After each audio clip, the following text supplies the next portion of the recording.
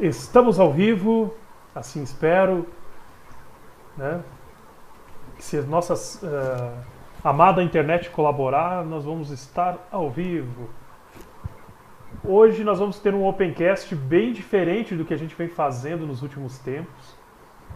Nós estamos praticamente focados só em falar em desenvolvimento nos Opencasts. Hoje nós vamos sair um pouco dessa pegada e falar mais de algo que não, como nós estávamos conversando, né, River, não foge tanto do conceito geral de tecnologia, que é o saber, que é o estar utilizando ferramentas e tudo mais. Mas nós vamos estar falando um pouco de filosofia hoje, iniciando, se tudo der certo, uma nova série de assuntos além do desenvolvimento de software aqui dentro do Opencast. Eu sou o Regis Tonkel, estamos começando mais um Opencast. E aqui comigo, acho que o pessoal já viu pela foto, pelo vídeo, né? Temos o grande River Fount. Tu prefere a pronúncia River Font ou River Found? Como que... River Fount. River Fount. É a fonte do rio em inglês, né? Tá, perfeito. Né? Ou também conhecido como Vicente Marçal. Né? Vou te chamar de Vicente agora, só para... É como se fosse a mãe chamando a atenção, né? Eu acho que deve ser mais ou menos assim. Vicente, que é desenvolvedor Python apaixonado, criativo e colaborador de código aberto, um trabalhador incansável e aprendiz rápido obcecado em agregar valor com software de qualidade. Professor adjunto do Departamento de Filosofia da Universidade Federal de Rondônia, doutor em Psicologia Social e do trabalho pelo Instituto de Psicologia da Universidade de São Paulo, mestre em Filosofia pela Faculdade de Filosofia e Ciências da Universidade Estadual Paulista, campus Marília, especialista em Filosofia Moderna e Contemporânea, aspectos éticos e jurídicos pela Universidade Estadual de Londrina, licenciado em Filosofia pela Universidade Estadual de Londrina, coordenador do Grupo de Estudos e Pesquisa em Epistemologia Genética da Região Amazônica, o CNPq, do Departamento de Filosofia da Universidade Federal de Rondônia, em Porto Velho.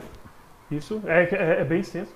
Com experiência em filosofia, com ênfase em epistemologia genética, teoria de conhecimento e lógica. Ufa! E claro, né, ninguém melhor que você mesmo para também se apresentar, River, por favor. Depois dessa extensa apresentação, então, na verdade, eu sou... Na verdade, né? Como se estivesse mentindo. Então, eu sou o Vicente Marçal, professor da Federal de Rondônia, né, nossa tão conhecida UNIR. É uma das poucas universidades federais que o nome não é uma UF alguma coisa, né? Assim como a FURG, no Rio Grande do Sul, que é uma federal que não é uma UF, né, de Universidade Federal, a UNIR tem esse nome justamente por conta de uma união de faculdades que existiam aqui no estado na época de sua fundação, que foi a união dessas universidades, dessas faculdades, que deram origem à Universidade Federal de Rondônia, né? Formado em filosofia, como você bem disse, né, enfim, caminhei toda a minha trajetória de formação acadêmica na filosofia, mesmo tendo o doutorado em psicologia social, o foco foi em epistemologia genética, então foi um trabalho em epistemologia dentro da psicologia social e do trabalho, tá? E um apaixonado por desenvolvimento, né, dentro das minhas possibilidades e de conhecimento, de oportunidades, um colaborador ativo de código open source, né, que é onde eu atuo vamos dizer assim, é a minha forma de continuar atuando como desenvolvedor, né, contribuindo voluntariamente para códigos open source. Mas basicamente isso, não tem muito. Nascido no Paraná, mas morando em Rondônia. Praticamente de um extremo ao outro, né? Se dá para dizer assim. Pois é. Nós estávamos conversando um pouquinho antes de começar a gravar. Eu tô com frio aqui, eu tô falando de Caxias do Sul, do Rio Grande do Sul, e o River tá aí passando um calor danado, né? Então, olha só esses extremos do Brasil, como que não é algo lindo, né? Pois é. Até peço desculpas por isso, porque se eu desligar o ventilador, eu não vou até o fim desse podcast. Mas feita a apresentação, eu vou falar um pouquinho só sobre o Opencast, sobre os meus canais também. O Opencast é um podcast que já tem mais de 9 anos de vida, pode ser encontrado nos principais agregadores, Spotify, iTunes, no YouTube também. Os vídeos ficam no canal Tonkiel TV, que é o meu canal. Agora também estamos fazendo pela Twitch, os vídeos ficam lá, basta procurar. Os vídeos não são editados, né? Então tem toda a conversa na íntegra. Hoje nós vamos falar sobre filosofia. Não é, acho que para quem me conhece sabe que não é segredo como eu gosto. Eu tenho assim uma paixão muito grande pelo, vou chamar aqui saber, né? Sobre continuar estudando. Por pouco que eu não estudei filosofia. Eu tenho um segredo aí que por pouco que eu não fui estudar no seminário para ser padre, mesmo polêmicas aí, mesmo hoje em dia eu não me considero mais, já faz bastante tempo, um religioso, né? Eu tenho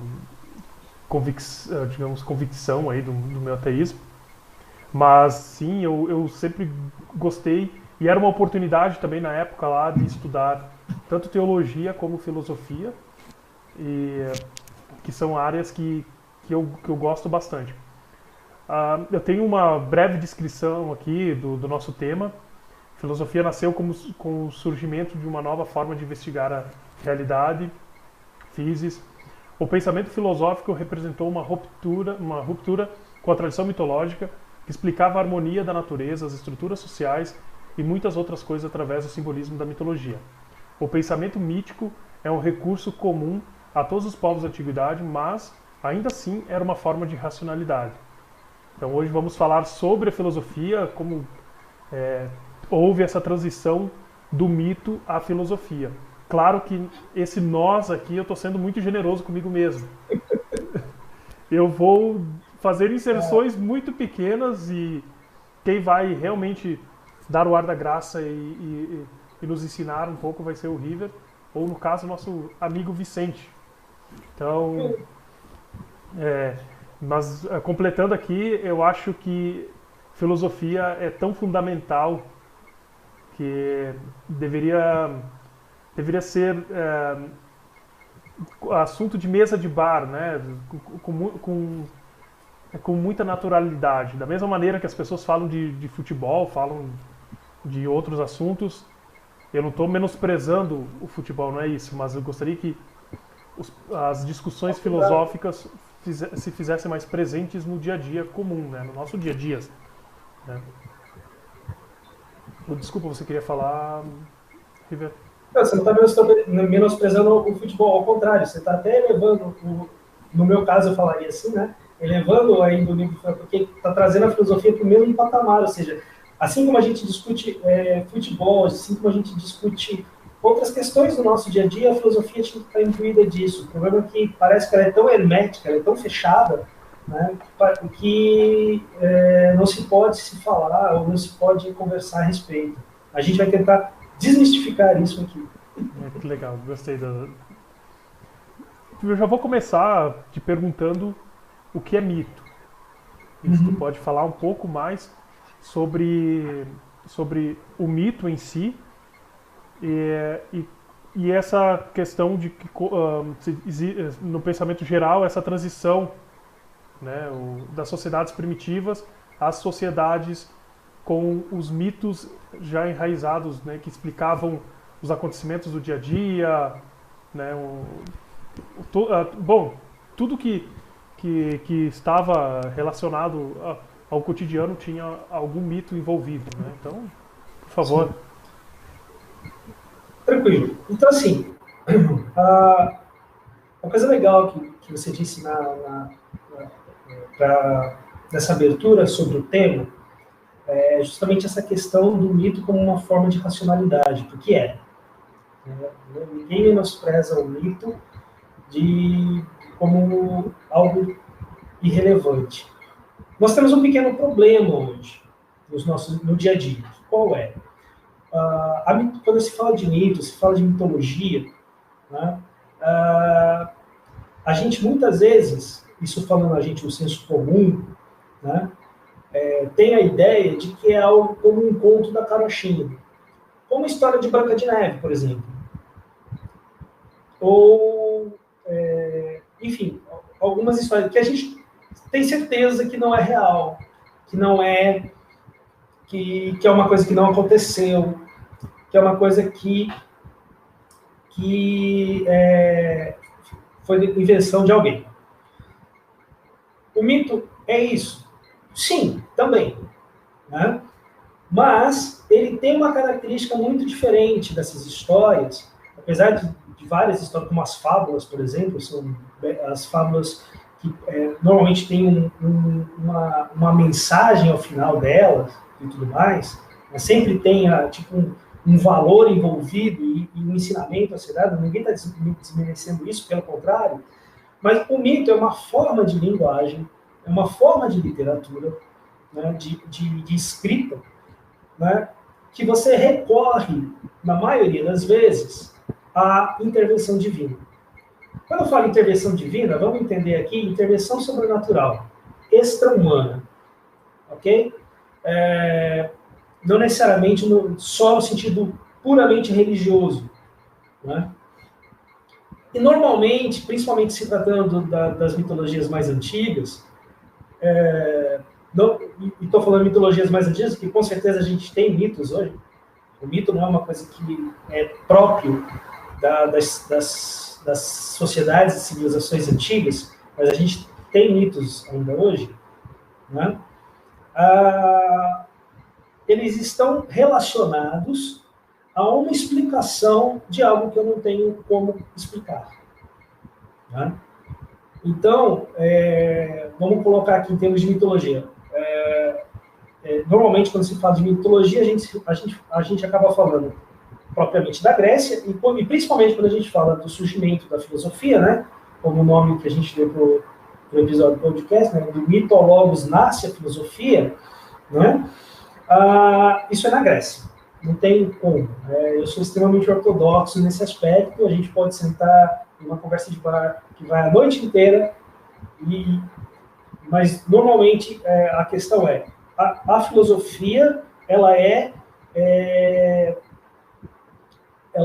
greco-ocidental, é um fenômeno greco-ocidental, certo? Ela nasce na Grécia e vamos dizer assim, com a Grécia se expande não militarmente, né, mas como cultura, porque a gente sabe que quem se expandiu militarmente foi Roma, depois, né, mas Roma, é muito interessante esse aspecto histórico, né? Roma tem um poderio político e bélico que domina um império gigantesco, mas culturalmente falando, quem domina é a Grécia. Por mais que seja subjugado política e economicamente por Roma, seja uma partezinha do Império Romano, né? Tanto que os deuses, a gente tem também a mitologia greco-romana, né? Porque os nomes vão mudando, né? Ou seja, você pega o nome grego, né? Com Apolo, e o traduz para o latim, então se torna Dionísio, e por aí vai. Eu sou ruim de fazer essas relações, eu entendo mais os nomes mais do lado grego, né? Mas, para não cometer nenhuma injustiça aqui, né? A gente não precisa fazer essas transliterações, essas mudanças de nomes, traduções. Então, o mito tem essa característica. Então, no século VII, VIII a.C., principalmente quando começa a questão escrita, né, vamos lembrar que assim, essas chama de civilizações, né, essas sociedades, elas tinham uma transmissão de tradição oral, né, os famosos bardos, que a gente vê em alguns RPGs da vida, né? Os famosos bardos, aqueles que às vezes cantarolavam, como hoje o que está mais em voga é o bardo que acompanha o bruxo, né, o The Witcher.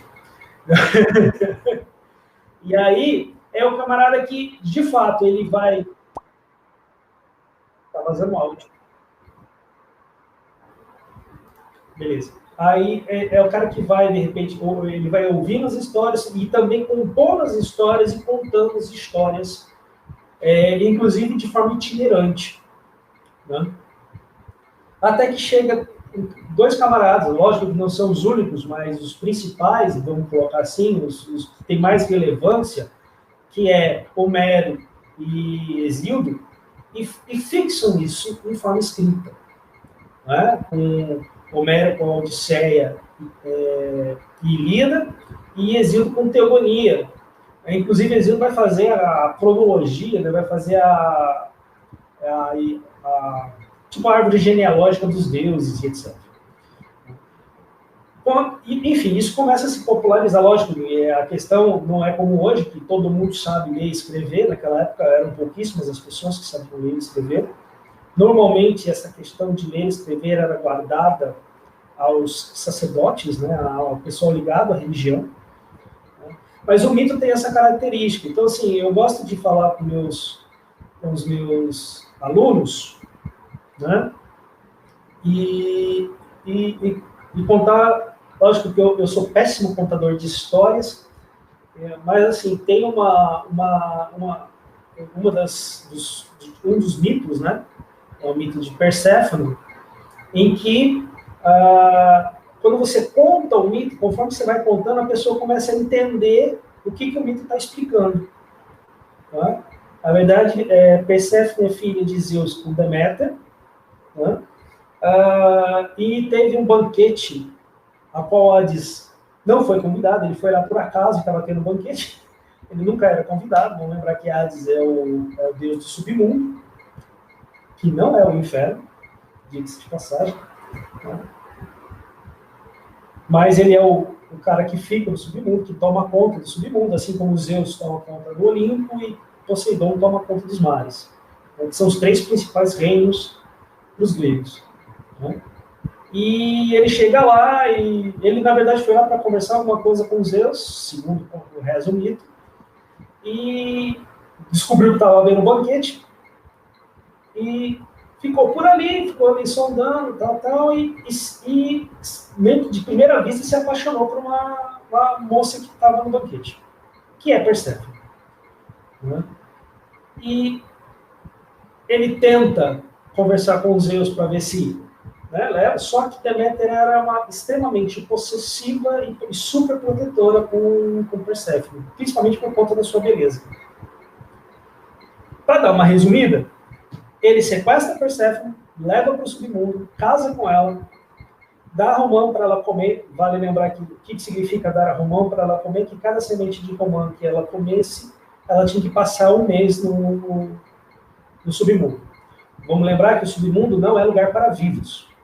O único vivo que tem lá é o próprio Hades. E alguns dos monstrinhos que ele tem lá para ajudar a cuidar da galera. Por isso o submundo é o lugar dos mortos. E não necessariamente é um lugar ruim, porque dentro do submundo você tem sim o Tártaro, que é um lugar de, vamos dizer assim, de perdição mesmo, mas você tem os Campos Elíseos, que é um paraíso. Né? Fica no submundo. O paraíso não é no Olimpo. O Olimpo é dos deuses.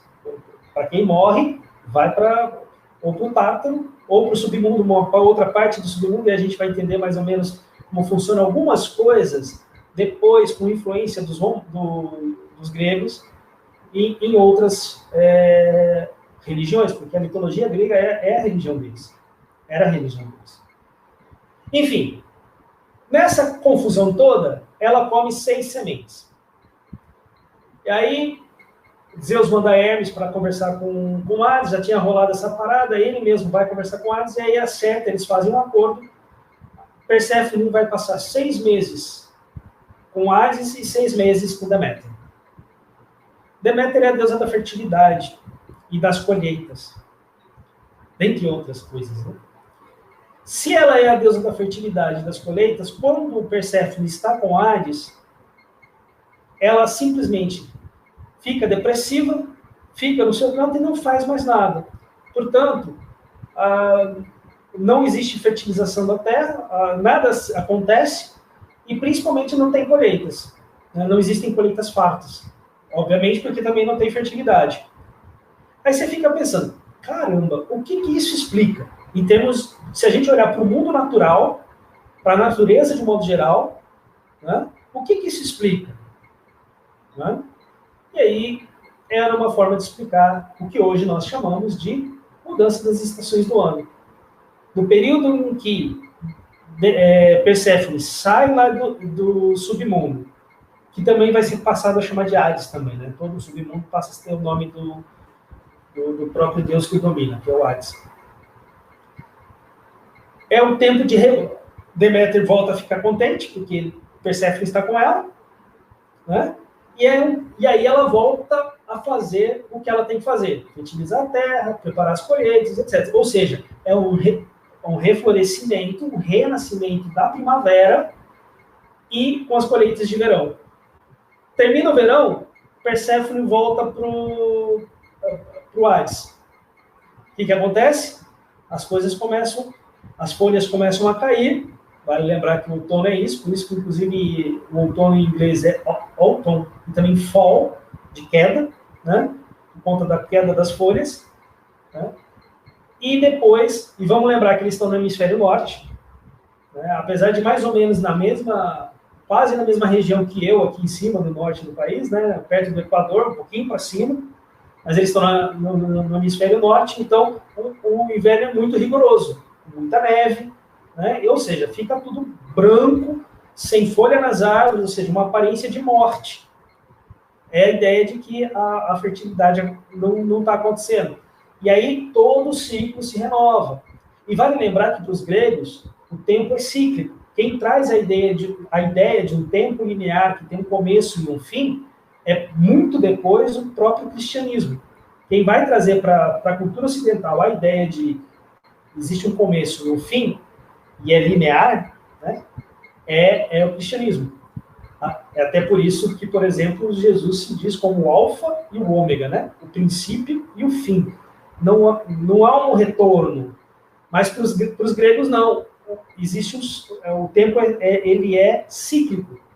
Né? Assim como, por exemplo, a punição de Sísifo, que é cíclica. Todo dia vai a águia lá, come do fígado dele, à noite ela vai embora, o fígado renasce, mas no dia seguinte está a águia de novo.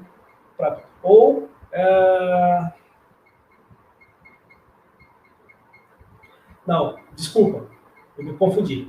Sísifo é o que rola a pedra.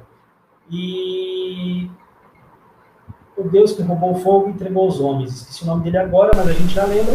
É o que Prometeu. Tem a águia comendo seu fígado por toda a eternidade. É o Prometeu, no caso, né? Isso, Prometeu. Verdade. Isso. Valeu. Você está ajudando. Aí, desculpe, meu filho bateu na porta. Bom, então tem essas características da explicação de fenômenos naturais no primeiro momento, mas até mesmo de relações da sociedade, enfim, é uma série de questões que os mitos explicam.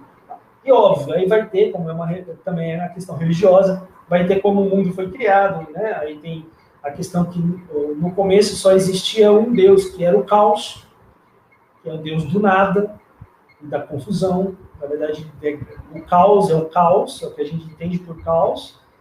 Então, o caos, ele está milhares de anos ali, sem nada, ele resolve criar, e aí cria Gaia, né, que é a Terra, a nossa Terra, a Mãe Terra. Né? Eu sei que, enfim, aí, galera, é uma loucura a questão, eles não têm problema nenhum, pelo menos os deuses não, né? Não tem problema nenhum com o incesto, né? Porque ele cria Gaia então é sua filha, mas ele também coabita com Gaia, aí Gaia dá a luz a não sei quem, e eu sei que Gaia teve 12 filhos, são os 12 titãs, né? Na verdade, assim, a Gaia criou Urano, que é o céu, né? E aí com Urano eles coabitam, e ela tem 12 filhos que são os titãs, os 12 titãs. Eu não lembro o nome de todos, mas o mais importante deles é Cronos, que é o titã, deus do tempo, né? Que é quem é convencido por Gaia, né? Porque depois dos 12 titãs, Urano e Gaia tiveram outros filhos, mas que eram bestas horrendas, que são os Cíclopes, né? E os Hecatombes, né? Os hecatombes com 50 cabeças e 100 braços não deve ser uma coisa bonita de se ver. E os cíclopes com um olho na testa só e são gigantes medonhos. Urano fica com asco daquilo que ele vê, ele não gosta daquilo que ele vê e os prende. Vamos lembrar que eles são deuses, eles geram deuses, eles são eternos, eles são eternos? Não, eles são imortais. Aí você vai perguntar, qual a diferença de eterno e imortal? Eterno é que sempre existiu e sempre existirá. Imortal, ele pode não ter existido antes, mas a partir do momento que ele passa a existir, ele não morre mais. Essa é a diferença entre eterno e imortal. Pelo menos para a mitologia dele. Tá? Enfim, e aí tem toda essa questão, e essa questão que eu estou falando é como eles explicam, que a gente chama de cosmogonia, que é a criação do mundo, a criação do homem. Aí Prometeus é o Deus criador do homem, ele só criou o homem, ser masculino, não existia mulher no primeiro momento. É interessante porque também no judaico, na mitologia judaico-cristã também é assim, mas não eram vários homens, no caso do judaico-cristão era um homem, até que ele se integra, não se interessa por mais ninguém que está ali, lógico, só tinha bicho, né? Aí a criação da mulher. Mas, e também assim aconteceu com a ideia, a mitologia grega, com a diferença que quando Prometeu criou os homens, ele criou vários homens, ele criou, assim, muitos homens, assim, né? Não sei dizer quantos, mas assim, ele não criou um homem só que ficou lá perdido, sem saber o que fazer. Né? E quando ele fez isso, ele tinha um irmão gêmeo, o irmão gêmeo dele que foi que criou os outros animais. Só que quando ele cria os outros animais, ele dá um tipo de, entre aspas, um poder, uma força, uma vantagem que esse animal tinha. Então, por exemplo, a força do urso, né? A coragem do leão, a perspicácia da águia, enfim, uma série de características que o homem não tinha. E aí Prometeu primeiro bateu um papo com Zeus, falando de forma descontraída, é claro, bateu um papo com Zeus e tentou conseguir o fogo, né, que pertencia somente aos deuses. Ele tentou, né, posso dar o fogo para os homens, assim eles vão ter alguma coisa e tal, né? E Zeus não deixou. E aí todo mundo conhece. O fogo aí também tem a ideia de sabedoria, de conhecimento. Prometeu rouba o fogo dos deuses e entrega aos homens, dá de presente aos homens. Por isso ele é acorrentado, né, e é punido para que a águia vá e coma seu fígado todo durante o dia, e depois durante a noite o fígado renasce. Vale lembrar que o nosso órgão, o fígado, de fato tem uma característica dessa, tipo o rabo da lagartixa, né, de se restabelecer. Né? E ele é punido por isso. E aí Zeus faz todo o conchavo. Zeus não é bonzinho, é um dos deuses mais sacanas que existe na mitologia grega, ele não é um cara legal, né? E extremamente, um ego extremamente inflado, e quando pisa na bola e ele acha que não era para ser do jeito que ele queria que fosse, ele bate pesado contra, por exemplo, o caso do Prometeu é desse, né? Ele bateu pesado, deixou o cara que vai sofrer para a eternidade com isso. E aí, ele cria a mulher. Uma mulher. Todo mundo conhece a história, só não sabe que a origem dela foi essa. E nem sabe que ela é a criação. E aí, assim também, como no cristianismo, isso que é interessante, os males da humanidade entram pela mulher. Vamos lembrar que os males da humanidade no cristianismo foi por conta do pecado original, que começou com a mulher, que foi seduzida pela serpente, comeu da maçã, do fruto proibido, não era bem uma maçã, comeu do fruto proibido e entregou para Adão comer, né? Zeus cria a mulher com uma beleza exuberante, várias características, mas, entre aspas, um defeito, né? Que é a curiosidade. Não seria bem um defeito, mas uma característica, com uma outra característica, que é a questão de ser curiosa, a curiosidade. Só que ele entrega o que para ela? Uma caixa. E fala que ela não pode abrir essa caixa. Se alguém já ligou o nome e a história, é a famosa caixa de Pandora. Pandora é a primeira mulher para a mitologia grega. Né? E, então, que, se ele deixar, eu vou até sei lá que hora da noite. Então, se quiser ir cortando também. Mas essa é a relação dos mitos com a sociedade antiga. Aí vocês vão falar, mas você disse que o mito hoje... Tem mito hoje? Tem. Né? Se você tem algum tipo de explicação para aquilo que você não entende, e esse tipo de explicação lança a mão de algo sobrenatural, seja esse sobrenatural divino ou extra-humano, né? Essa explicação é mitológica. E se isso te orienta em alguma coisa em termos sociais, políticos, enfim, de relacionamentos, isso é uma orientação mitológica. O papo tá muito bom mesmo, assim. Só quero saber como que tá o meu áudio. Se está escutando bem, está... Porque eu acho que, por algum motivo, eu tenho um microfone externo e o Fedora se desconfigurou aqui. Eu acho que o River não estava escutando, pelo jeito. É estranho, na verdade, porque era para estar vindo no meu e está saindo no meu notebook. Eu estou desligando e ligando de novo o meu áudio. Não, mas o meu, eu estou usando esse aqui. Esse aqui é muito ruim. Mas eu tenho um externo aqui, né, um Zoom H4N. E ele se trocou aqui sozinho e antes eu estava falando para esse aqui vai ficar bem zoado. Mas, vamos lá, dando continuidade aqui. Sim, Space Devs, nós deixamos uma qualidade menor aqui, está em 360, 480, eu acho, para a live fluir melhor. Né? Vamos dar uma boa noite aí para todo mundo que está acompanhando a gente até agora. Grande Space Devs. Grande. Depois tem live do Castalho, né? Muito importante. Eu vou estar aparecendo lá também. Quero fazer várias perguntas. Mas dando continuidade, assim, em resumo, só para finalizar, eu queria que tu me dissesse mito é mentira. Não, finalizar nosso assunto sobre mito, né? Se o senso comum ali, o senso comum no caso, sobre considerar o mito como fantasioso, uma mentira, né? Um pouco... Na verdade, assim, se a gente for colocar enquanto mentira o fato de ele não ter vindo de fato com a realidade, sim, o mito é uma mentira. Né?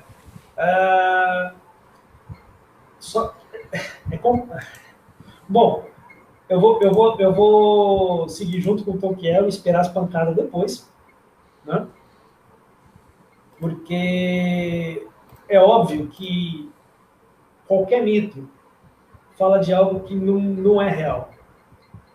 Apesar de dar explicações, muitas vezes, que por bom tempo servem e ajudam as pessoas a conviverem. Né? Por exemplo, a ideia, quando os gregos tiveram a ideia, pelo mito de Perséfone, que havia uma mudança nas estações do ano, mesmo que eles não chamassem assim, eles conseguiram, não só com isso, né, mas também com isso, a ajustar a sua própria vida. Vamos lembrar que naquela época ela era extremamente, se para não dizer totalmente agrária, com relação a esse movimento, né? Esse movimento de saber que existe um momento em que Perséfone vai estar no Hades, e com isso a Deméter não vai fazer o papel dela. Não adianta você queimar incenso, não adianta você sacrificar animais, que ela não vai fazer. Então você se adapta àquilo e tal. Lógico que, apesar disso não ser de fato o que acontecia, eles conseguiam se adaptar e prover assim a sua vida, né? Vamos colocar assim. Mas o mito não é uma verdade, mas expressa as coisas que formam nossa característica. A gente pode falar de outro. Cara, os mitos, nesse sentido, os mitos gregos são fabulosos, né? Tem a história de Eros e Psique, que traz contribuições para a psicologia até hoje. Tem muita coisa que dá para a gente entender do comportamento humano, da psique humana, em termos do comportamento humano, a partir do mito de Eros e Psique. Tanto é que psicologia vem de psique, né? E uma das traduções que dão para psique é alma. Então, é se tratando da alma humana, né? E assim, só que não dá para, óbvio. E aí que entra, na verdade, eu penso assim, foi justamente essa questão que começou a incomodar os primeiros filósofos, os chamados, então, depois de um tempo, né, de primeiros filósofos. É isso que, e por isso que nossa temática aqui é do mito ao logos, nasce a filosofia, porque é essa transição nessa questão, principalmente no primeiro momento, em se tratando de fenômenos naturais, né? Aproveitando já para falar um pouquinho do logos, eu gostaria que tu nos explicasse o que é, de fato, né? A gente falou bastante sobre mito, então já conversar um pouquinho sobre o que é o logos, e se quiser emendar em sequência também, falar um pouquinho sobre essa ruptura que aconteceu do mito e o surgimento da razão universal, logos, como que foi isso na sociedade ali, por favor. Então, aí a gente já vai estar mais ou menos no século 6, século 5. Vamos lembrar que antes de Cristo conta de trás para frente, né? Então, século 6, século 5, antes de Cristo. Né? Mais ou menos, tá, gente? Eu sou péssimo com datas. Se eu fosse bom em datas, eu acho que eu seria historiador. Eu não sou bom com datas, não. Mas é mais ou menos nessa época, principalmente numa região da Grécia, que é Jônia. Se não me falha a memória, é a região da Turquia ali. Mas é uma região mais de um arquipélago, ela é mais litorânea.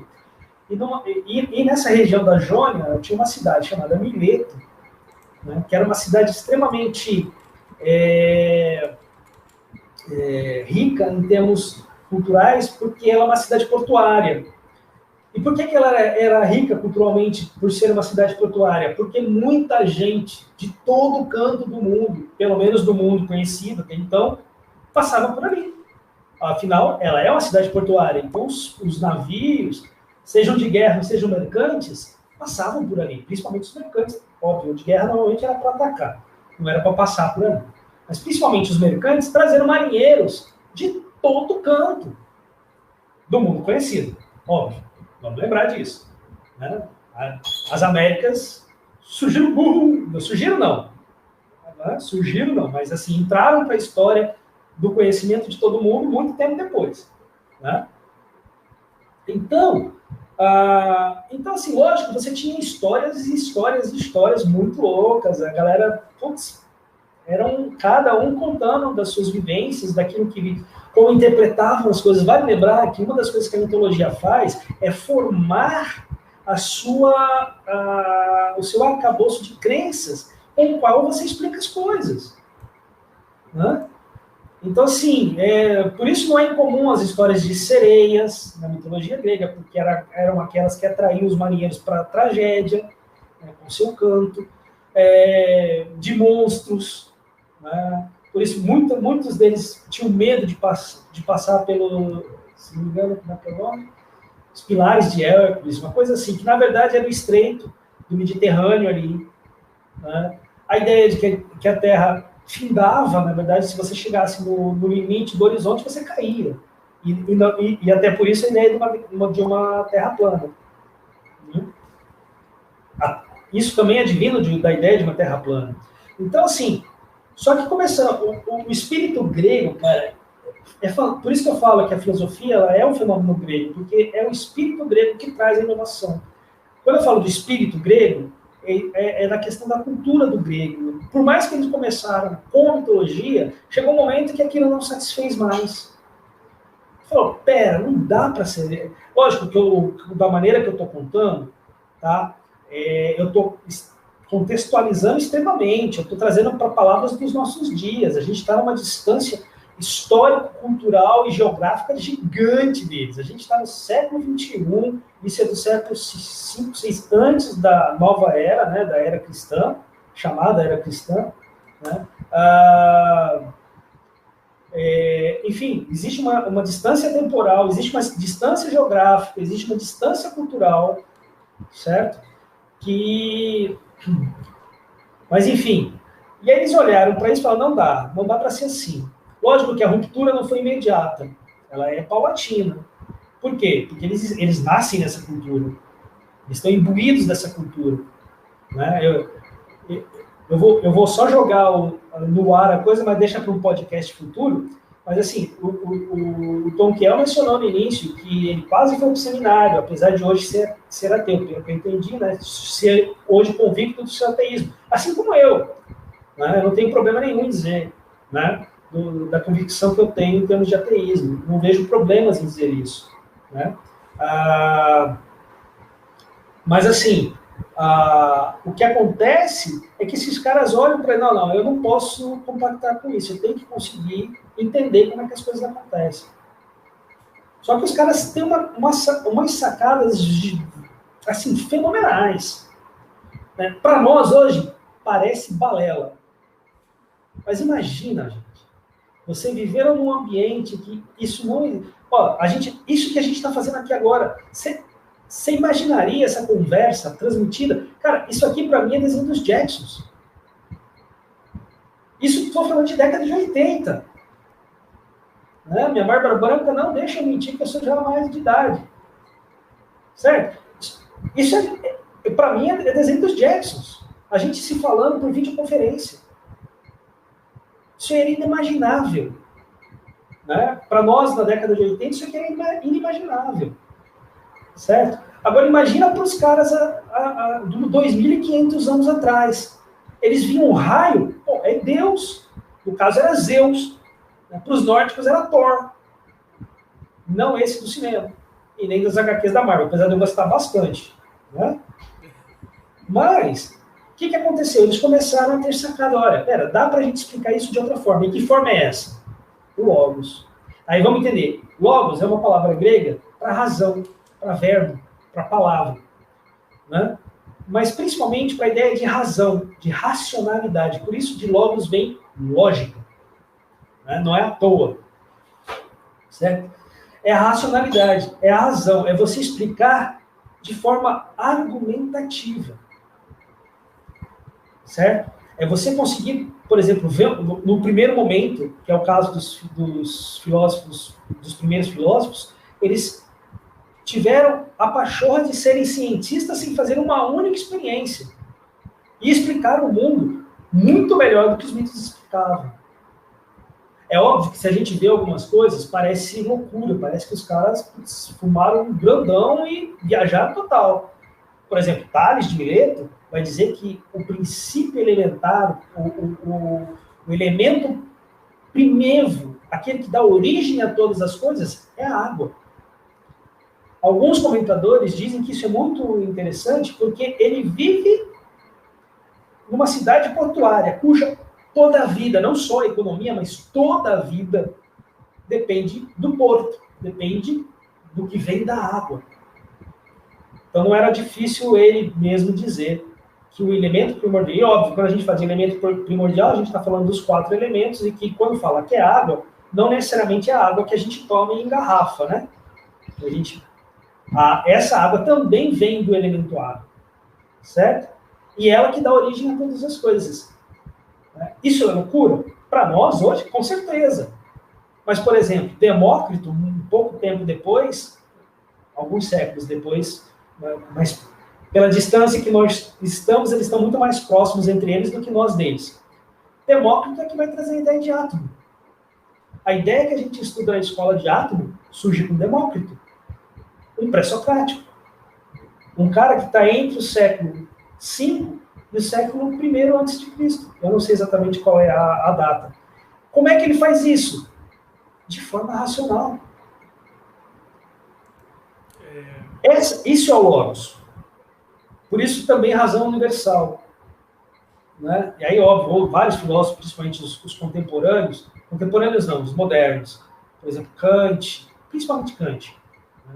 É o que eu estou lembrando aqui agora, vai dizer que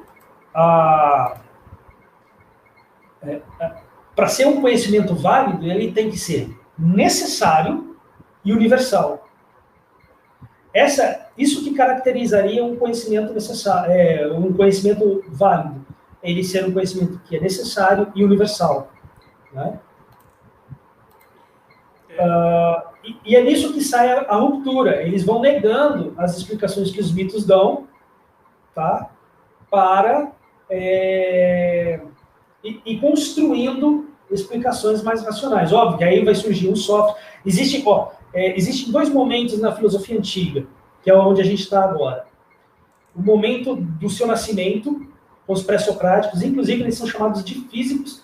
O Tom, que eu disse no início da sua frase, né, investigar a realidade. Adorei essa tradução para physis, né? Porque normalmente a gente traduz physis por natureza. Só que é muito mais do que a nossa palavra natureza abrange. Realidade acho que seria uma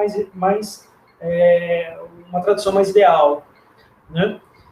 Mas eles, por conta de se interessarem pela physis, eles são chamados de fisicóis, que em grego é físico. Né? São os primeiros físicos. Lógico que não é um físico como Newton foi, como Einstein foi.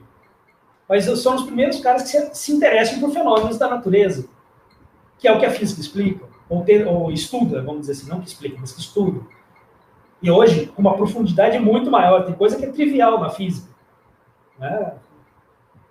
Hoje você sabe, por exemplo, dizer se um trem sai da estação A, outro trem sai da estação B, os dois estão no mesmo trilho, né? Só que em sentidos diferentes. Né? Deixa eu conseguir colocar aqui. Em sentidos diferentes. Sabendo qual é a velocidade inicial de um, a velocidade inicial do outro. Como eles partiram de estações, é zero. Mas sabendo qual a aceleração e como eles vão, você vai saber onde vai dar a porrada. Você consegue prever isso. Isso é ciência. Você tem dados do qual você extrai informação. São o que a gente chama de evidência científica. Né?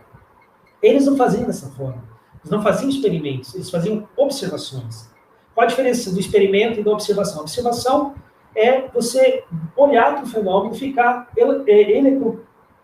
Eu sempre me enrolo nessa palavra. Vai ficar pensando como é que esse fenômeno acontece. Experimentação é você ir para um laboratório, para uma forma possível de fazer, e fazer um experimento que reproduza o fenômeno e você possa estudar. Tá bom? Bom, enfim, eu acho que nosso tempo deve estar se esgotando, então eu estou assustado ali. Não. Eu estou curtindo aqui. Eu dei uma mudada no áudio, não sei se melhorou. Desculpa as inserções para testar o áudio. Não, tranquilo. Eu não sei o que está acontecendo, na verdade está do meu lado. Ele está perdendo, ele está trocando do meu fone de ouvido para o meu laptop, então eu não sei por quê. Então, eu acho que é outra coisa. Aqui deve ter dado... Mas se alguém que está acompanhando puder comentar se deu uma melhorada no áudio ou não. Enquanto isso, nós vamos dando sequência aqui. Tem umas perguntas e umas ideias para debates aqui muito boas no chat, que até eu já vou deixar aqui o convite para a gente conversar mais vezes aqui, River. Convite aceito. Sabe, nem estou maravilhado aqui. Mas uma coisa que tu falou que é muito bacana e que ajuda a expandir os horizontes é justamente são justamente as trocas culturais que foram possíveis graças ao comércio, graças até expedições de guerra, de descobrimento, tô aspas gigantes aqui, e isso... Marco Polo, todo mundo pensa que macarrão é italiano, mas Marco Polo trouxe da China. Então, eu acho que é legal salientar isso de como que essas trocas culturais acabaram influenciando essa mudança de pensamento, porque antes dá para dizer, né, tu pega um povo ali que está vivendo na sua aldeia, aí de repente tu começa a viajar para a África, para o Oriente Médio, e lá, por exemplo, na África tinha um povo que já tinha pirâmides e construções gigantescas há milhares de anos, né, para aquela época, inclusive do início dessa mudança do mito para o logos. Então, eu só deixar uma inserção aqui. Eu já quero aproveitar também esse ponto da conversa para tocar num assunto que talvez seja um pouco polêmico, vai depender muito da interpretação das pessoas, que é como hoje nós centralizamos a nossa sociedade, como nós entendemos, na cultura greco-romana. Né? Eu fiz uma pausa aqui proposital, porque como você falou, né, culturalmente, na estrutura cultural, melhor dizendo, a Grécia foi vencedora. Né? A Roma, não é à toa que Roma se inspirou tanto na Grécia para, né, modelar a sua sociedade, o padrão de sociedade. Foi cópia, né? Não. É aquele velho meme lá, copia, mas não faz igualzinho, né? Então, vamos trocar os nomes, né? É claro que a conversa é muito mais profunda, né? Porque alguns deuses, eles são fruto não somente de uma simples adaptação de um deus grego à cultura romana. Às vezes se junta com algumas divindades romanas, inclusive, né? Ou, às vezes várias, que se personificam depois. O anticristianismo era grande. Então, eu botei greco-romana propositalmente porque tem essa salada que se resultou hoje no que nós chamamos de sociedade ocidental, né? Que já começa, talvez, a ser polêmico pelo nome. Isso vai da interpretação de cada um. O que você poderia dizer sobre a nossa sociedade, sobre esse protagonismo cultural greco-romano, principalmente grego, no que a gente tem filosofia, a ciência, dá para dizer, como o que a gente conhece como ciência tem muito de herança cultural grega, modelos de pensamento. Cara, é tanta influência que os próprios nomes das coisas se originam ali, né?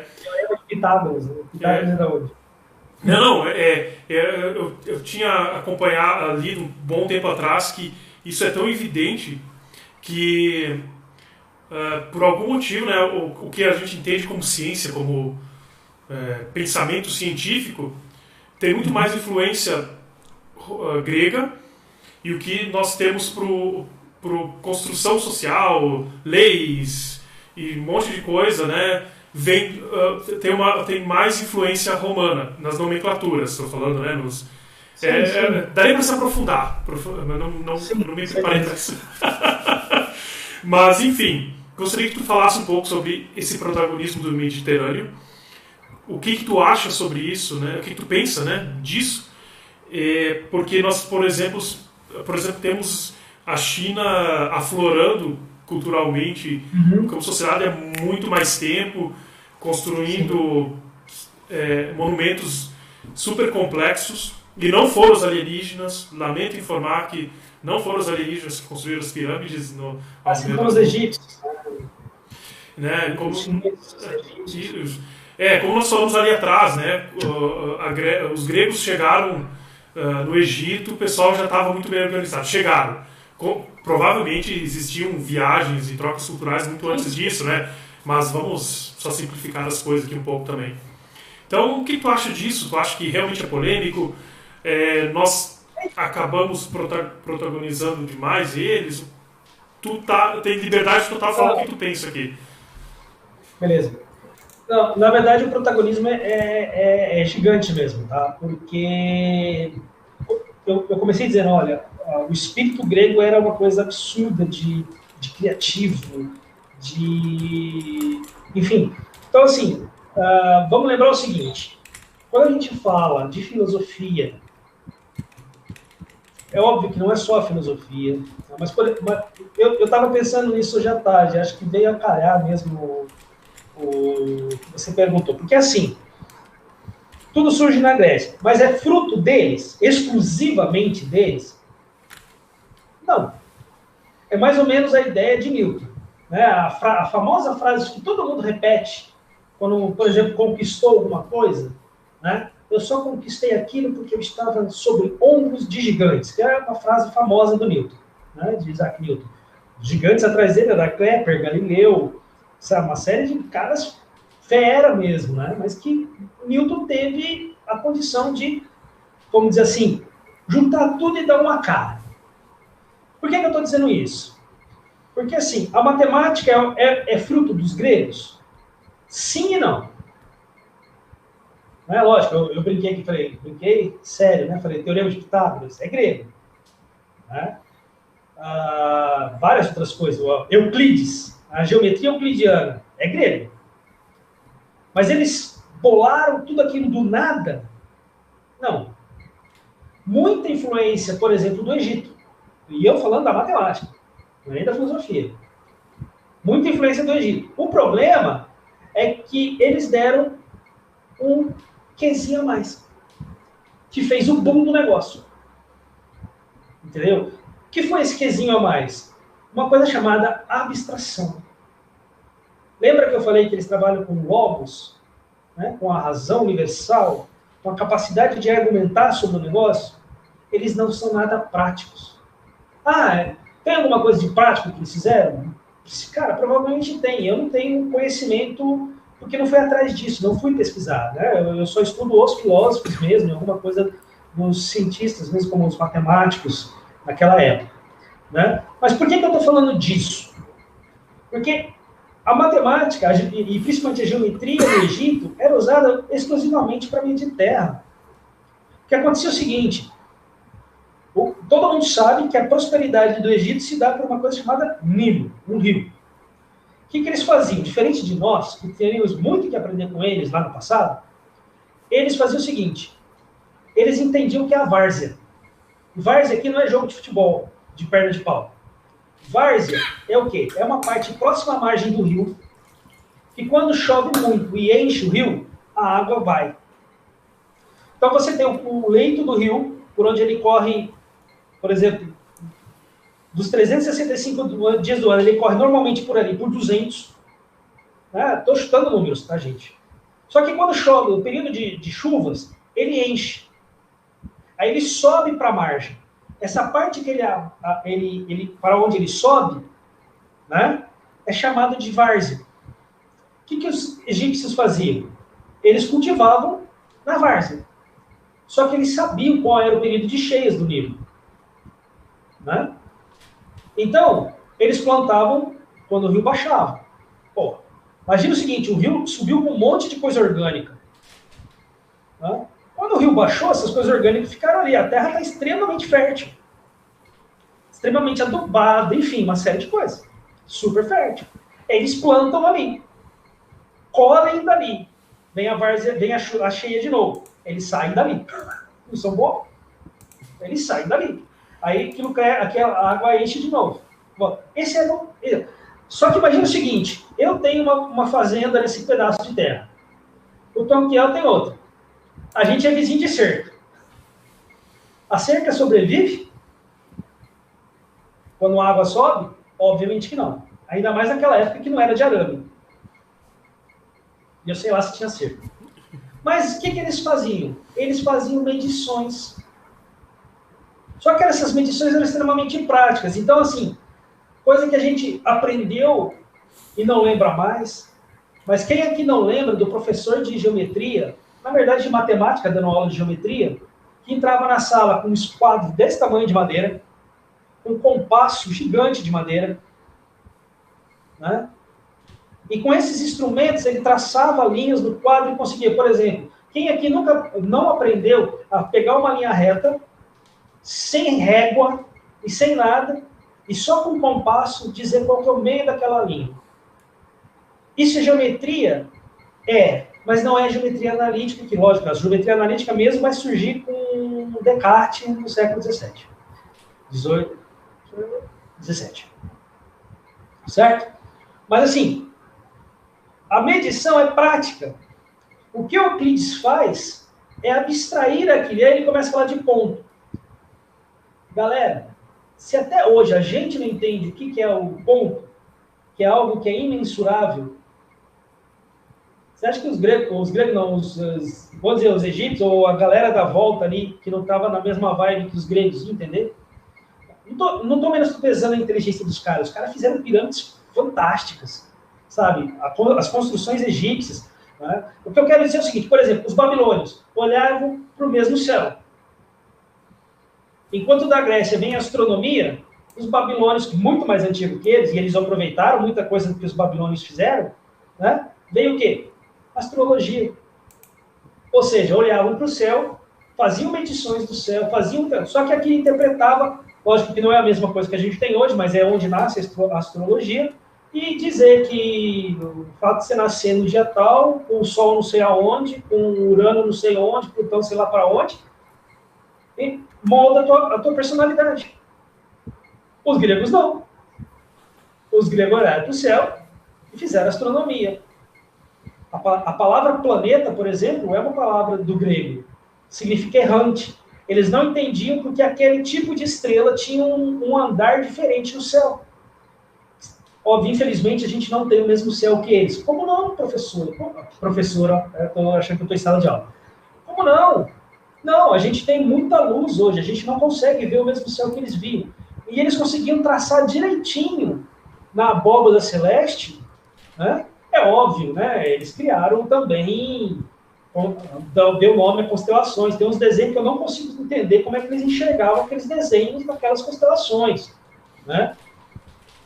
Então, por exemplo, Órion, constelação de Órion, são uma estrela aqui, assim, vamos dizer assim, 3 estrelas no meio, fora outras, né? Mas vamos ver, o principal que a gente enxerga de Órion é isso. Se alguém conseguiu ver nesse meu desenho esquisitinho aqui, que são meus dedos aqui, uma estrela aqui, e no meio tem 3 estrelinhas. Os caras enxergaram um guerreiro, pô. Órion não é um guerreiro, tem a espada, as 3 Marias lá, que a gente chama de 3 Marias, é o cinturão de Órion. Então os caras viam coisas ali. Então, assim, é óbvio que também tinha, mas isso é do período das mitologias. Né? Então, essa a diferença, e por isso que eu falo que o berço da filosofia, inclusive como mãe de todas as ciências, né, que é uma reivindicação que ela sempre fez, porque de fato foi da filosofia, da especulação filosófica que surgem as outras ciências. Para vocês terem ideia, Aristóteles fez uma taxonomia de seres biológicos, né, tanto animais quanto vegetais, né, de fauna e flora, que foi usada até o século XV, XVI. O cara não era pouca coisa. E só observando, sem fazer um tipo de experiência. Então, é esse espírito grego que quebra, vamos dizer assim, os paradigmas. E outra coisa, a gente sim tem muita coisa que quando estuda direito, né, eu não sou da área de filosofia do direito, não gosto, e por sinal não gosto dessa parte, mas sei que quando a gente estuda tanto direito quanto filosofia do direito, no caso como área da filosofia, muita coisa a gente tem em Roma. A questão do Senado, não o Senado nosso, né? A ideia da composição do Senado e etc., a maneira de governar e etc., vem de Roma, né? Do Império Romano.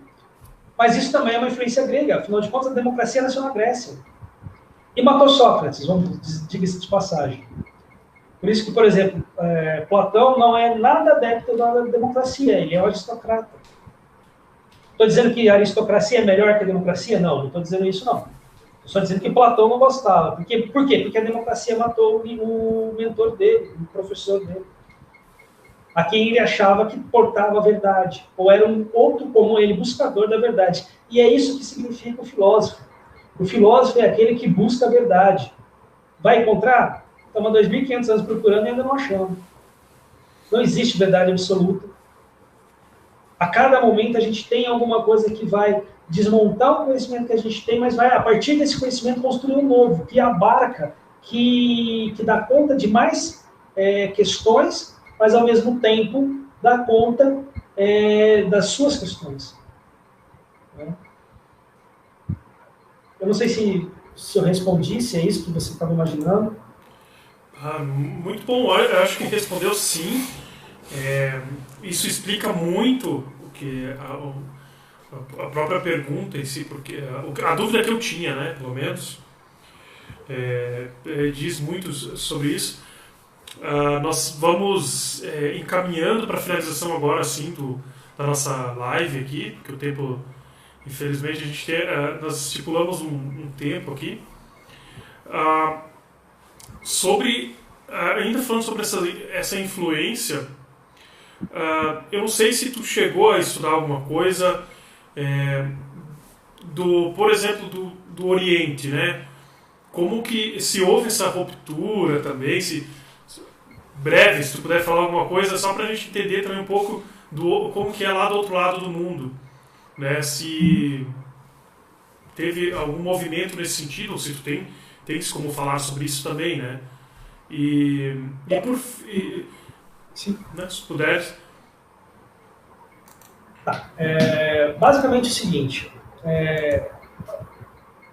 e se tratando de filosofia antiga, eu vou dizer que não. A gente tem, no mínimo, 2 grandes nomes, né, que sempre estão em voga aí, Buda e Confúcio. Né? Apesar que Buda não sei se existiu de fato, nem sei se Confúcio existiu, Sócrates eu tenho dúvidas também. Mas, independente dessa questão, a gente tem, e eles são, principalmente Confúcio, são dois, mas Buda também, são 2 caras que se englobam quando se fala de uma filosofia oriental. Quando eu falo que não é filosofia, eu não estou desmerecendo. É um tipo de sabedoria, sim. O detalhe é que chega num determinado momento que se lança para o sobrenatural. E esse sobrenatural não precisa ser Deus, não, tá? Porque, por exemplo, o budismo se diz como de uma filosofia oriental que não tem um Deus ali, né? Não é uma religião, é uma religião sem Deus, no caso. É interessante isso, mas assim, o detalhe é que não tem Deus, mas tem o universo. Então tem alguma coisa que é maior, que é superior, que provê ou que faz alguma coisa em prol. Eu não estudei de fato, assim, para dizer, o budismo diz isso, de acordo com o significado. O budismo diz isso, o confucionismo diz isso, etc. Não, mas chega num determinado momento que eles lançam mão dessa questão que vai para além da natureza do homem. Então, por isso que eu falo, podemos chamar de sobrenatural, né? Não no sentido do temor, né? Do medo que se dá, de filmes de terror, de filmes sobrenaturais, assim, mas no fato de que está além da natureza, está para além, está sobre a natureza, por isso sobrenatural. Né? Está para além da natureza. E a filosofia não é isso.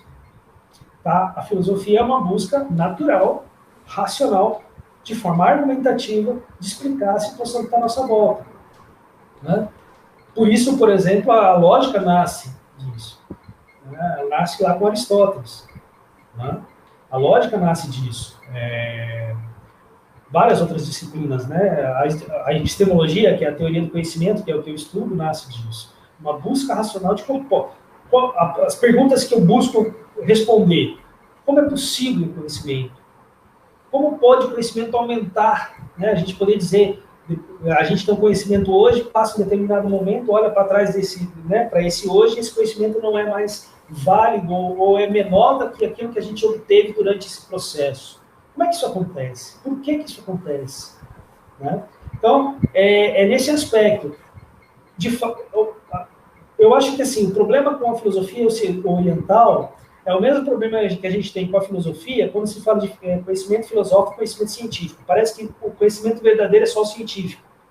Não é. A filosofia também traz conhecimentos verdadeiros. É só uma outra forma de fazer o conhecimento, de elaborar o conhecimento. E quero desmistificar uma coisa também. Filosofia não é falar difícil, falar como para que as outras pessoas não entendam, né?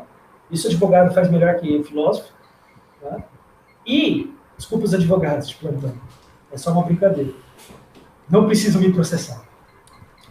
Mas assim, todo mundo fala, se o conhecimento não é científico, não é válido. Não. Ele só não é científico, ele só não seguiu metodologia científica. Só isso. Né? Mas pode ser tão verdade quanto. E aí, o que se chama de filosofia oriental, eu procuro chamar de sabedoria oriental. É uma forma de conhecimento tão válida quanto, orienta as pessoas, né, conduz as pessoas, torna pessoas mais felizes, e se isso está valendo, velho. Assim, é a mesma coisa que eu falo quando me perguntam, nossa, você é ateu, você quer ser... Tá, mas você não faz um discurso para que eu seja ateu também. Não. Eu sou feliz assim. Se você é feliz sendo teísta, de boa. Só não faço o contrário também, né? Venha falar que eu vou ser mais feliz sendo teísta e não ateísta. Né? Mas assim, é a questão do respeito mútuo entre os conhecimentos. Então, é saber que a área que abrange, a forma que abrange, né? E aí entra, para mim, esse problema. Quando chega num determinado momento que você tem que lançar a mão a algo que depende de fé, né? de fé em algo que é superior a você, muitas vezes, e esse algo não precisa ser um Deus, pode ser o universo, né? Forças do universo, forças cósmicas, né? Aí já não é filosofia, e nem ciência, né? Obviamente. Eu acho que é por aí, para ser sucinto e não estourar muito nosso tempo. Não, perfeito, perfeito. Daria para a gente falar também, fazer um episódio aí, falar sobre pensamento científico, né? Desmistificar também que ciência não é um clubinho, que as pessoas se reúnem e tomam as decisões. Ciência é basicamente tu ir testando algo e tentando provar que ele é falso, né? Se chegar no momento... A maioria das vezes, né?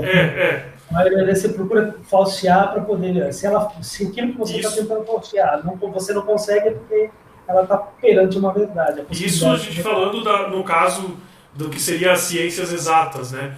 Porque daí nós temos todo um outro mundo que dá para chamar de ciências biológicas ou geralmente o pessoal separa exatas e humanas. Eu acho estranho porque na verdade como assim algo é humano e parece que o outro é muito além. É mais no sentido de objeto só. Né? E de fato as ciências humanas elas não são tão exatas. Por exemplo, uma das coisas só rapidinho, uma das coisas que acontece com as ciências, a gente chama de hard sciences também, né? Física, química, às vezes biologia entra no meio, tem gente que não gosta, né? Mas principalmente física, química e matemática, apesar de que para mim matemática não é ciência, é uma linguagem, mas isso é papo para outra discussão. O objeto delas é muito bem circunscrito, né? O cara da física vai estudar aquele fenômeno, e não vai mexer em outra coisa. Não é só uma questão de especialidade do pontinho, eu vou estudar esse pontinho, mas é o fato de você conseguir dizer, meu objeto é esse. Nas ciências humanas, cara, teu objeto é humano. E por ser um humano, o número de variáveis é gigante, você não consegue reproduzir experiência. Então, assim, uma das características da ciência é você conseguir reproduzir o experimento. A característica do método científico. O método científico, a maneira como você fez determinada coisa, que tem que ser tão assim, bem detalhada, bem circunscrita, que uma outra pessoa consiga reproduzir, um outro cientista com o mesmo gabarito, o mesmo conhecimento que você, consiga reproduzir. Em ciências humanas isso é quase impossível, para não dizer impossível. Né? É nesse aspecto, então, que se diz, é só uma questão do objeto. O objeto das ciências humanas é o humano, é a sociedade, de modo geral, né? Um conglomerado humano. Já nas ciências exatas é muito mais simples, entre aspas, né, porque também é difícil, mas é você conseguir definir qual é o seu objeto e tratar. Então você consegue circunscrever muito bem esse objeto, e aí você, quando circunscreve esse objeto, você tem todas as variáveis, tudo bonitinho, para você, inclusive, falar, olha, eu fiz o experimento assim, e outro cientista poder pegar esse modelo que você fez e reproduzir no próprio laboratório. É que existe, eu queria só tocar no assunto, porque existe toda uma discussão dentro do meio acadêmico também, né? Um certo preconceito até com o que não é de exatas e algo extremamente bobo, quando na verdade tudo se completa, né? Mas isso é papo pra gente se estender num outro episódio. Aqui, ó, se tu aceitar convite, a gente grava direto aqui e tu tá lascado. Tá? Tamo junto. Mas eu gostaria que tu falasse em poucas palavras, e se for possível, o que é filosofia. Né? Para quem está ouvindo até agora. Cara, se você perguntar para 10 filósofos diferentes o que é filosofia, você vai ter 10 respostas diferentes. Tá? Mas o que eu gosto de manifestar em termos o que é filosofia, na verdade, é o amor pela sabedoria. Né? Que é o significado etimológico da palavra. Filéu, amor, grego, obviamente. Sofia, sabedoria. Né? E, na verdade, eu gosto até de dizer que a filosofia é o amor pela sabedoria, pelo conhecimento, e o filósofo é o amante do conhecimento, né? O amante da sabedoria. E o que ninguém consegue entender, eu acho que essa é a parte mais complicada de explicar, é que é o conhecimento pelo conhecimento, ele não precisa ser prático. Eu não preciso ter um resultado prático dessa conversa que a gente teve hoje. Né? O que eu quero dizer no resultado prático? Quando eu estudo Python, eu consigo resolver um problema prático. quando eu estudo matemática, eu consigo resolver um problema. Engenharia, eu estudo engenharia para resolver problemas práticos. Eu estudo filosofia, para quê? Não preciso ter resposta para essa pergunta. Eu estudo porque eu gosto de conhecer. Né? Eu tenho amor pelo saber. Ah, mas esse saber não serve para nada. Serve para mim deixar contente porque eu sei disso. Ah, mas isso não... Então, esse é o problema. E aí é que muita gente acaba pensando que filosofia é inútil. Mas ela acaba sendo algo tão útil, apesar de ser paradoxal isso daí que eu estou falando, porque ela acaba te tornando um ser humano melhor. Né? Mas esse não é o propósito dela. O propósito dela é te deixar apaixonado pelo saber. Muito bom, muito excelente. Nossa, fiquei até emocionado aí com as tuas palavras. E sabe uma coisa legal? Desculpa te cortar. Não, fica à vontade, aqui a casa é tua. É que você me lembrou de uma coisa muito legal. Eu estava dando aula sobre racionalismo. Para uma turma de letras. Olha só. Dentro dos cursos a gente tem a introdução à filosofia e eu tenho que passar por todas as escolas e tudo mais. E eu dando aula... E aí falando do Descartes, obviamente. Aí eu fui falando, tal, não vou entrar no detalhe, senão leva 3 horas pessoal para explicar o problema.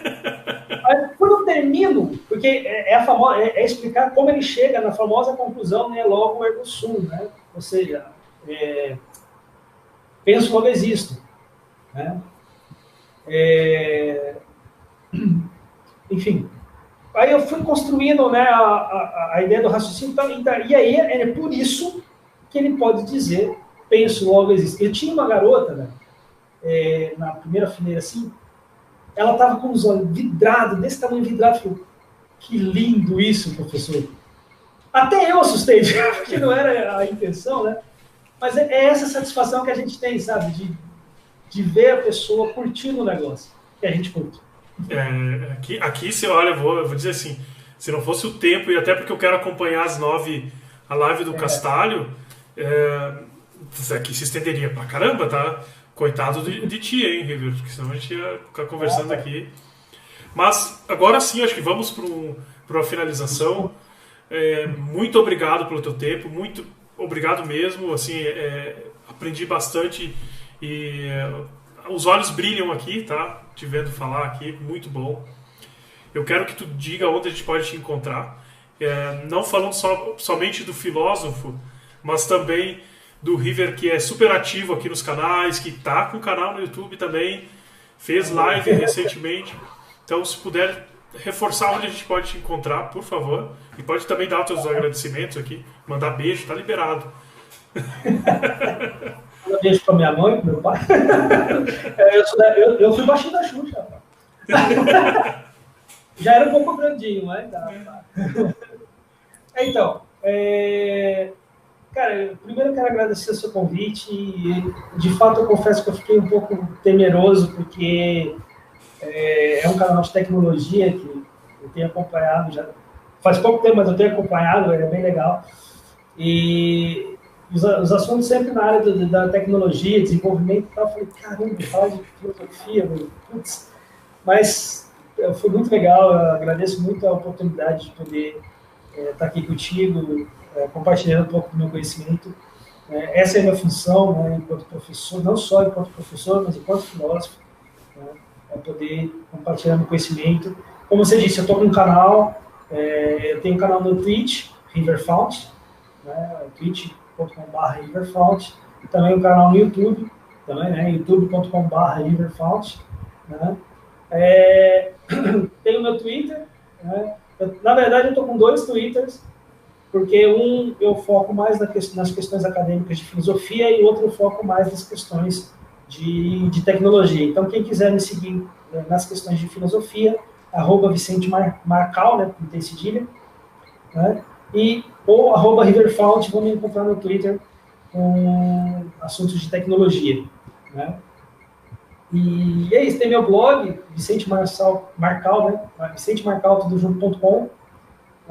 Tem lá, eu misturo tudo. Lá eu falo de tecnologia, falo tem umas poesiazinhas minhas que eu escrevi lá, bobageiras que eu fiz. Enfim. E é isso. Na verdade, eu estou na comunidade, eu deixei meu apelido aqui, né, o Riverfount, mais porque o meu canal de devs, né, mais voltado para desenvolvedores, a galera de devs que me conhece mais como Riverfount, principalmente os Pythonistas aí, de plantão. E agradecer mais uma vez pela oportunidade de poder expor aí um pouco sobre a filosofia, o nascimento da filosofia. Né? Tem bastante coisa que a gente pode falar, a gente passaria... Eu falei para você, eu estou preocupado porque a gente tem uma hora e pouco para falar e normalmente essa é uma aula que eu dou em 4 horas, né? As 4 aulas que eu dou assim, e ainda só falta tempo para falar das coisas. Mas que não seja desculpa, tá? Porque aí tu pode voltar mais vezes para a gente ir incrementando esse assunto.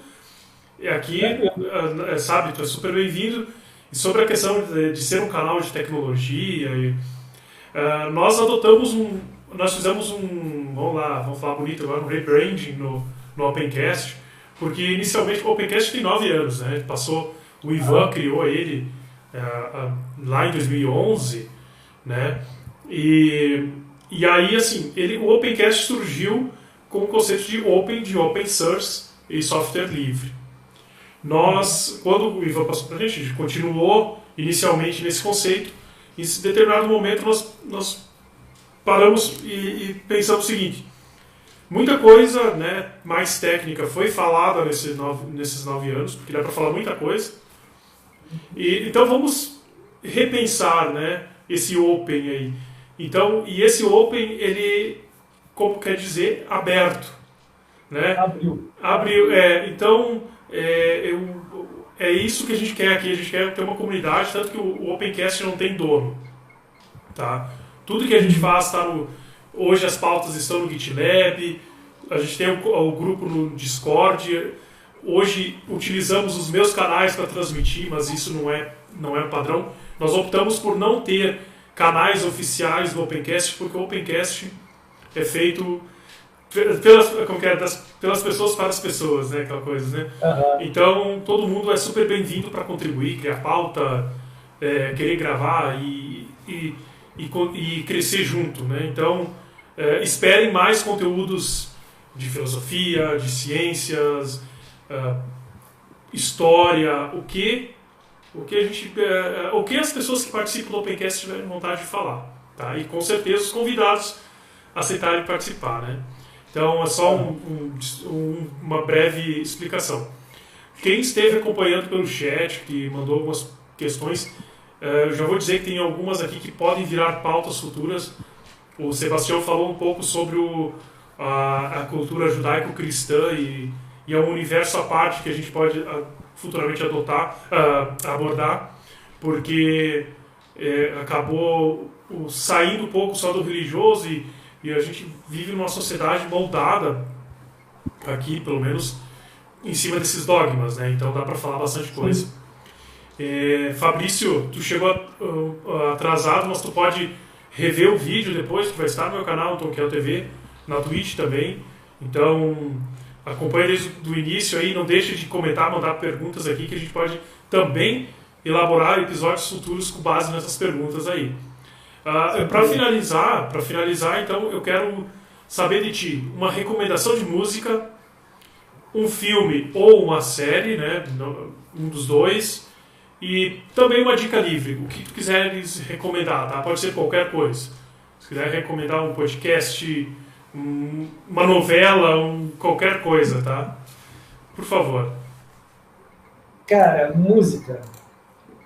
Eu tenho escutado muito ultimamente uma banda ucraniana chamada Ginger.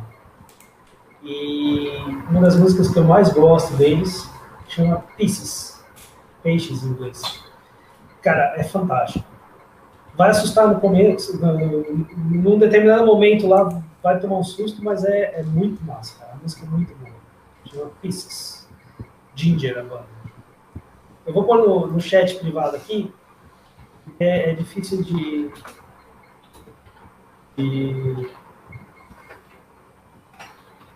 escrever mesmo. Mas enfim, a música é essa. Né? Filme ou série? Cara, a última série, por incrível que pareça, já tem um tempo que eu não estou assistindo séries e filmes também, mas assim, para falar de filme, eu acho que todo mundo deve assistir Blade Runner, mas o original, o de 80 e alguma coisa, acho que 89, né? Com Harrison Ford. Cara, para mim, principalmente no finalzinho, quando tem a conversa dele com o Android, bom, não tem como não dar spoiler de um filme de mais de 30 anos, né? Então, é a famosa conversa, né, que inclusive toca uma música chamada Lágrimas na Chuva, que ele termina, o Android, não é bem uma conversa, é praticamente um monólogo do Android com o Blade Runner, né, o replicante lá com o Blade Runner, mas é fenomenal, é uma discussão sobre a vida, sobre o sentido da vida, sobre por que nós somos tão finitos, é uma discussão violenta, eu adoro esse filme. E uma livre,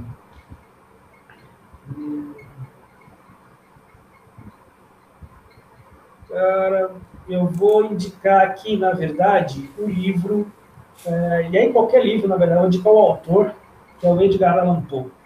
Eu tenho gostado muito de ler. Quando consigo um tempinho para ler algumas coisas fora da tecnologia e da filosofia, que são as coisas que eu busco estudar, estou lendo o Edgar Allan Poe. Muito legal. Ótimo. Poema Corvo, né? Acho que é o clássico dele, desculpa. Não, ótimas recomendações. Depois eu vou te pedir só para mandar pro chat, né? Ali, depois para colocar na descrição do episódio.